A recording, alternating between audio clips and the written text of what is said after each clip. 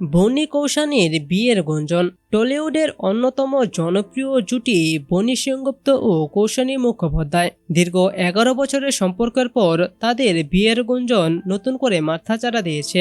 ইন্ডাস্ট্রিতে জোর চর্চা, আগামী বছরই নাকি 7 পাকে বাধা পড়তে চলেছেন এই তারকা জুটি। তবে বনি এই খবর একেবারেই উড়িয়ে দিয়েছেন। এক সাক্ষাৎকারে তিনি বলেন, বিয়ের বিষয়ে এখনো কোনো চূড়ান্ত সিদ্ধান্ত হয়নি।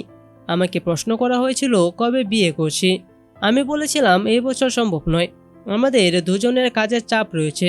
তাছাড়া আমি সদ্য নতুন ফ্ল্যাট বুক করেছি, সেটি পুরোপুরি রেডি না হওয়া পর্যন্ত বিয়ে হবে না। তার মতে এই বক্তব্য থেকে বিয়ের গুঞ্জন ছড়িয়েছে, অথচ তাদের মধ্যে এখনো বিয়ে নিয়ে কোনো আলোচনাই হয়নি।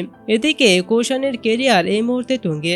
আবার প্রলয়, বহুরূপী এবং কিলবিল সুসাইটির মতো প্রজেক্টে কাজ করে তিনি যেমন দর্শকদের মন জিতেছেন, তেমনি তার ছবির গানগুলো সোশ্যাল মিডিয়ায় রীতিমতো ট্রেন্ড করছে। বনি নিজেও একাধিক প্রজেক্টে যুক্ত, যদিও কৌশানীর তুলনায় কিছুটা পিছিয়ে রয়েছেন বলেই মনে করছে অনেকে। এ নিয়েই নেট দুনিয়ায় কিছু সমালোচনার মুখে পড়েছেন বনি। অনেকেই দাবি করছেন তিনি নাকি কৌশানীর সাফল্যে হিংসা করেন।